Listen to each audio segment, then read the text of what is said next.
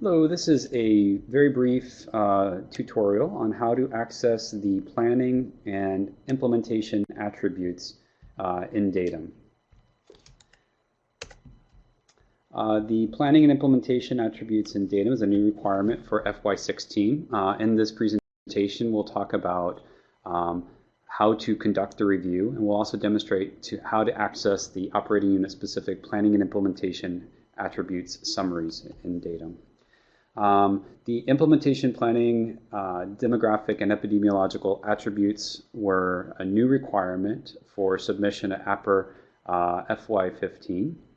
We're collecting a variety of types of attributes at 3 different levels in Datum. There's a prioritization type at the facility, the community SNU, and the COP prioritization SNU. SIMS volume, high volume, at the facility and community SNU. And then population, PLHIV, and prevalence at the COP prioritization SNU. And the prioritization type differs at the prioritization SNU and then at the community SNU and facility level SNU, where we have 5 options at the prioritization SNU, and this is how you're planning to implement your COP. And then at the community and facility levels, this is how you are implementing the COP in those levels. There is a difference between the FY 2016 and FY 2017 planning and implementation attributes. So the planning and implementation attributes, these are really part of how you're developing your COP and you're planning to implement your program for the next year. What you've entered at APR, these are really your FY16. So this is what you would have entered if you had entered these in Datum while you were submitting your targets in Datum. The upcoming COP, for COP 16, you will be requesting your FY17 planning and implementation attributes. This particular video shows how to access the FY16 attributes, knowing that there might be some slight changes for the FY17 attributes coming up. So as we've demonstrated before, the Datum organizational hierarchy, of course, we have a number of levels here, starting from level 1 to global to always the lowest level is facility and site. And these actual absolute levels can differ in country to country.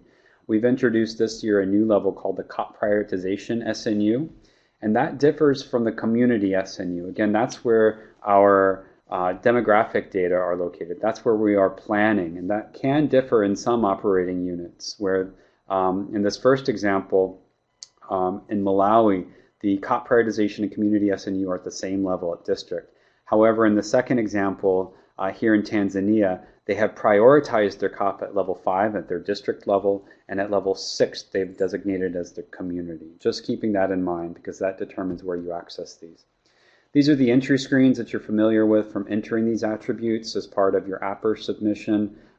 This looks at the COP prioritization SNU planning attributes tab.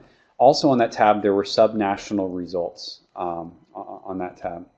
And these, of course, are located at the COP prioritization. This is the implementation attributes located at the community level, and then the facility implementation attributes located at the facility level. Just to give you an idea of the sorts of things that we'll do with these, of course, these planning attributes are used to plan your COP and will be part of the data pack.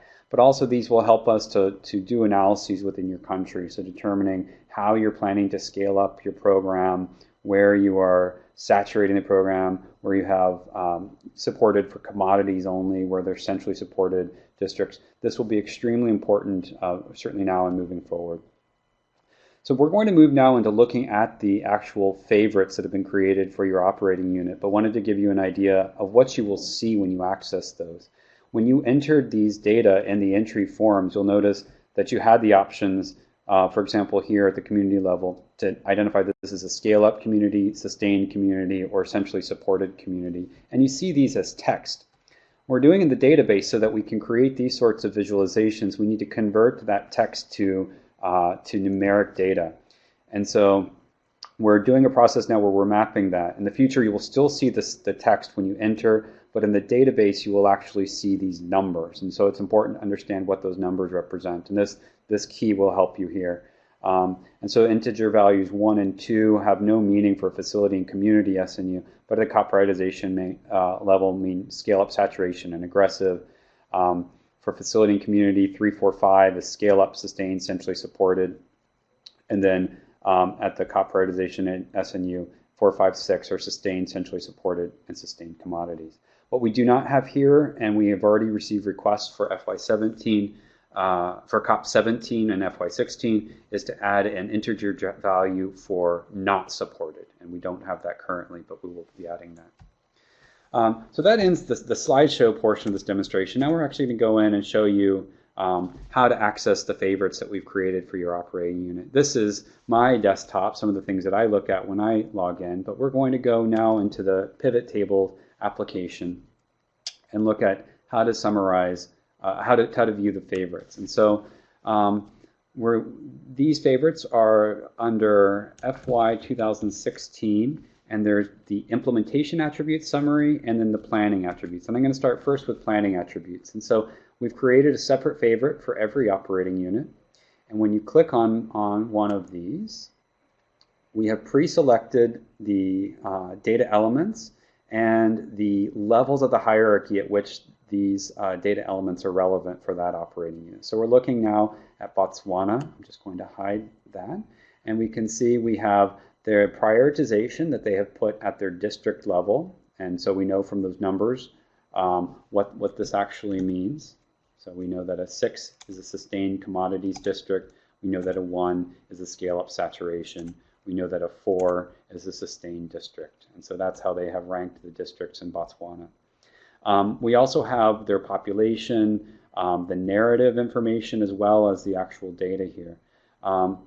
What you can see here is that this population total in Botswana, that's not actually reflective of the entire population in the country because they have not completed population for all districts. And that's okay, we didn't require it this year. Keep that in mind when you're looking at these national level summaries though, because this is only summarizing what's coming up from those districts. And so you may consider in the future that you want to include population for all districts. The same thing goes for your population at the various disaggregations, the PLHIV source limitations at the national level, disaggregated by sex, and then the finer disaggregations by age and sex, which is preferable for COPS planning. We also have here the prevalence source and limitations, and then your prevalence numbers at the national level. We also have included in this summary the subnational indicator data that are coming from the host government that are scaled up, again, that are rolled up rather to the national level in this column, and then for every one of those districts. Again, bearing in mind that this national level number does not include those districts where those data were not entered. So those are the limitations of that national level. Of course, at the district level, those make sense. Of course, you can roll this up to other levels and look at it in that way. And so that's the way to look at your planning attributes. The planning attributes, again, are the ones that we collected in these forms at the COP prioritization SNU level. So we're going to look now at a favorite for, let's stick with Botswana. It's FY 2016 implementation attributes. And this will be a summary of the implementation attributes. Again, those are the data that we've collected at the community SNU level and at the facility SNU level. And these are the prioritization of these three choices and the SIMS high volume. And then I've summarized it in this table. So we have SIMS high volume, and then your implementation priority at the facility and community level. In this particular example, Botswana is one of those operating units where the COP prioritization and the community level are the same. And so the district level is also their community level. And we're seeing, in this example, we've broken it down by community and facility. And you can see that overall for Botswana, we're seeing seven communities that have been designated as SIMS high volume and 48 facilities. And what this is doing is adding up, as you can see, the facility counts in each one of these districts. And then ones here indicate a scale-up district. A 0 indicates one where they said it's not high priority. A blank means they haven't done it, but we would just be counting the ones. What we're seeing now at the community level, these numbers are meaningful. And so the reason I say that is we've broken this down by community. The datum takes the top number when it presents for a facility. And so at facility, it's rolling these up. So since we're not looking at facility level, you can disregard those numbers and look here at the community level. And we see that in Botswana, for all but one of these districts, they are implementing, I'm sorry, all but two. So you have a 5 and a 5 and then these 3s. And we know from this key that 5 at the community level is centrally supported and 3 is scale up. So they have 2 centrally supported districts and 3 scale up. Again, we didn't have an option for not supported, so that a blank we would assume here is not supported, and that's something we'll change for next year. So then to actually drill down to the facility level, looking at this chart, we know that there have been data entered at facility, but we don't know which ones. And so we can go over and look at the org units, and I know that in Botswana, their facilities are at level 4. In Botswana, there are fewer districts, so I can actually, or fewer facilities, so I can in fact create this pivot table and look at all facilities. In an operating unit like Kenya with 6,500 facilities, I would not want to run a pivot report because it would crash the browser. And in those cases, you might look province by province at the facility level, or perhaps district by district.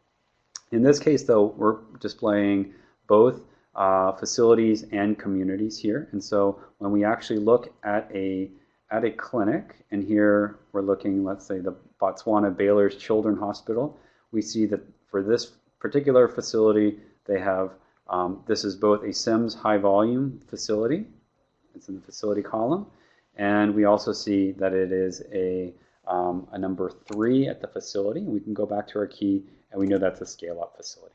So that's how to access these data just in the pivot tables to see where what you have entered.